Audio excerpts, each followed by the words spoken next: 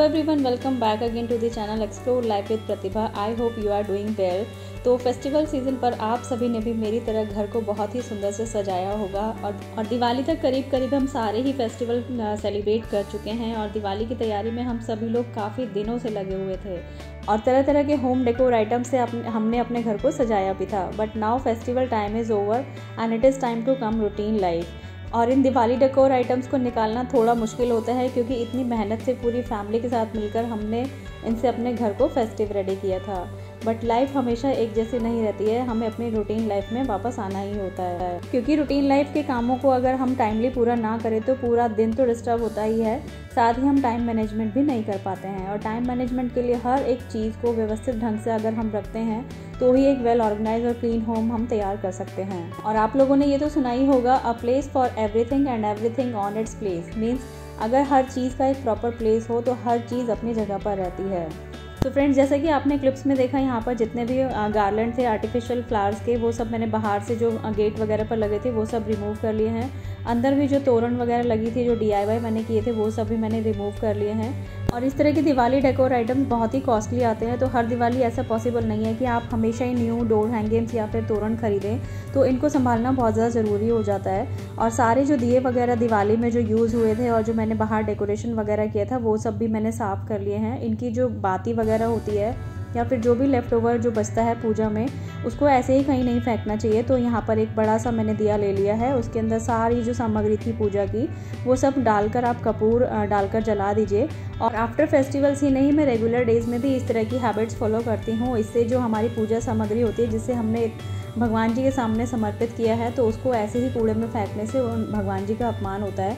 तो मैंने बहुत बार देखा है कि बहुत सारी फूल मालाएं जो हम भगवान जी को अर्पित करते हैं वो ऐसे ही सड़कों पर पड़ी रहती हैं, तो उनको ऐसे नहीं फेंकना चाहिए। ये सब चीज़ें जब लोगों के पैरों में आती है तो मुझे तो देखकर बहुत बुरा लगता है। छोटी छोटी हैबिट्स हम इस तरह से डेवलप करके अपने एनवायरनमेंट को भी हेल्दी बना सकते हैं। या तो आप इस तरह की जो फूल मालाएँ वगैरह होती हैं किसी पार्क में गड्ढा खोद कर दबा दीजिए या फिर आप गमलों में भी डाल सकते हैं।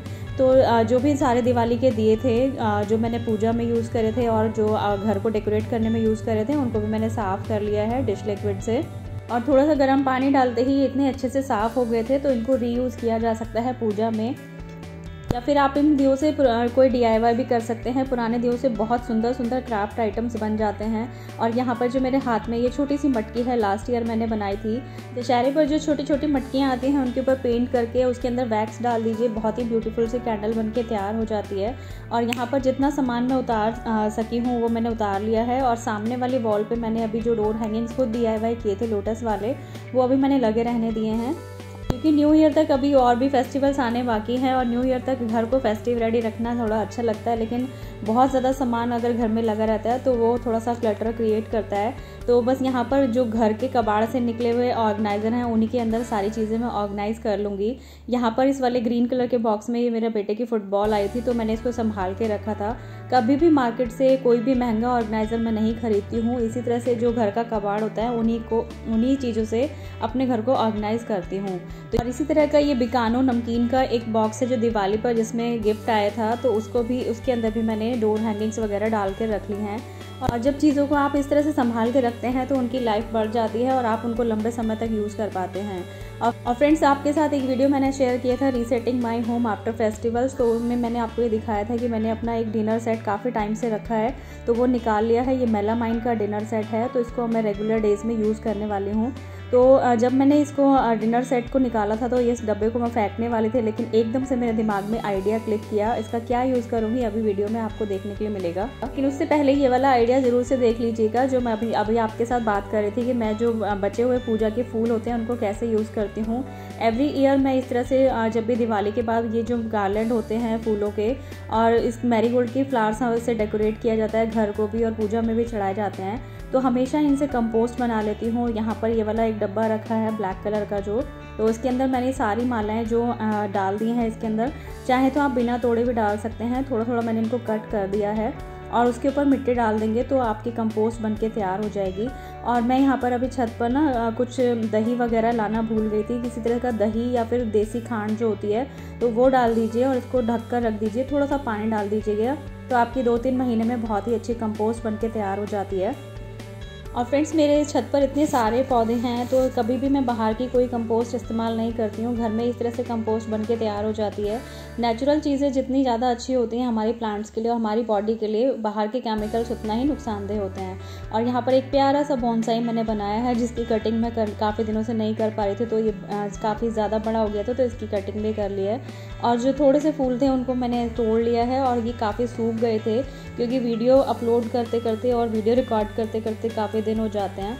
तो या इनको भी तोड़कर मैंने मिट्टी में डाल दिया है। इससे छोटे छोटे मैरीगोल्ड के प्लांट्स बन के तैयार हो जाएंगे। और यहाँ पर एक प्लांटर में जो छोटा सा मैरीगोल्ड का प्लांट जो आपको दिखाई दे रहा है, ये मैंने करीब 1.5-2 महीने पहले लगाया था और देखिए कितना अच्छा ग्रो हो गया है। तो जो भी ये मैंने यहाँ पर मैरीगोल्ड के सीड्स डाले हैं वो बहुत जल्दी ग्रो हो जाएंगे और इनसे बहुत सारे बेबी मैरीगोल्ड प्लांट तैयार हो जाएंगे।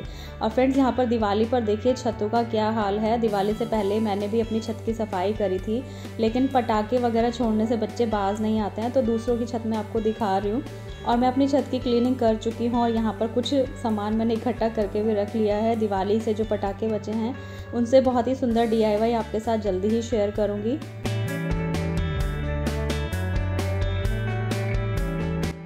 चलिए ऑर्गेनाइज़ कर लेते हैं फ्रेंड्स। ये जितना भी डेकोर आइटम है दिवाली का, इनको संभाल कर रखना बहुत ज़्यादा ज़रूरी होता है।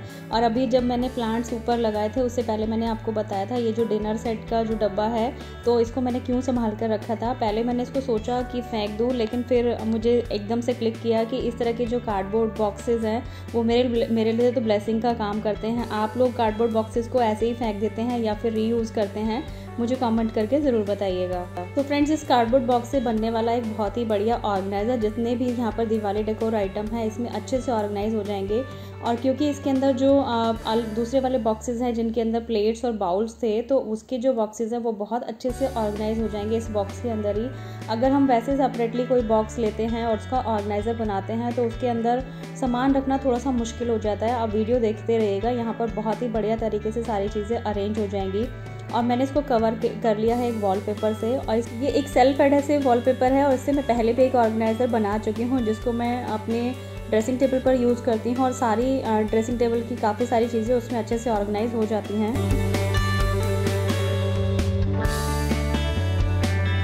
इस तरह के ऑर्गेनाइज़र आप घर में ही तैयार कर सकते हैं, मार्केट से ख़रीदने की ज़रूरत नहीं है। ज़रूरी नहीं है कि हम हमेशा अपने घर को ऑर्गेनाइज़ करने के लिए मार्केट से ऑर्गेनाइज़र ख़रीदें। कभी कभी जो हम ऑर्गेनाइज़र मार्केट से ख़रीदते हैं वो हमारी जगह पर जहाँ पर हमें चीज़ों को ऑर्गेनाइज़ करना है वहाँ पर प्रॉपरली फिट में नहीं होते हैं, तो आप अपने अकॉर्डिंग कस्टमाइज़ ऑर्गेनाइज़र बना सकते हैं। और इनको अगर ये ख़राब भी हो जाते हैं तो इनको फेंकते हुए बिल्कुल भी दुख नहीं होता है। तो मार्केट से महंगे ऑर्गेनाइज़र ख़रीदते हैं और वो अगर ख़राब हो जाते हैं तो फिर उनको फेंकते हुए लगता है कि इतना पैसा हमारा वेस्ट हो गया है। यहाँ पर देखिए कितना परफेक्टली जो मेरे मिरर आर्ट थे, जो सर्कल वाले डिज़ाइन वाले DIY थे, वो इस प्लेट वाले बॉक्स के अंदर अच्छे से अरेंज हो गए हैं। जो रंगोली वगैरह पड़ी हैं जो यूज़ नहीं हुई थी, और जो शुभ लाभ मैंने बनाया था जो सर्कल शेप में है, तो वो इसके अंदर अच्छे से फिट हो गया है और उसको मैंने इस बॉक्स के अंदर रख दिया है।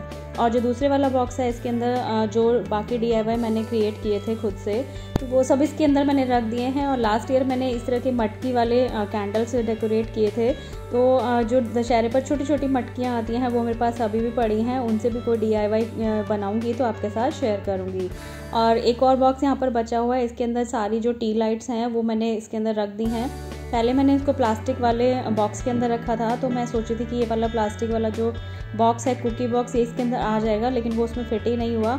तो फिर जो डाइनिंग टेबल का जो तीसरा डब्बा था वो भी इसके अंदर मैंने टी लाइट डाल दी हैं और सारा सामान अच्छे से अरेंज हो गया है और ये बॉक्स भी अच्छे से बंद हो गया है। क्योंकि इसके अंदर के जो बॉक्सेस थे वो इसी का पार्ट थे, तो इसमें आसानी से ये फिट हो गए हैं। तो आपको बस थोड़ा सा सोचने की ज़रूरत है कि आप किसी पुरानी चीज़ को कैसे रीयूज़ कर सकते हैं।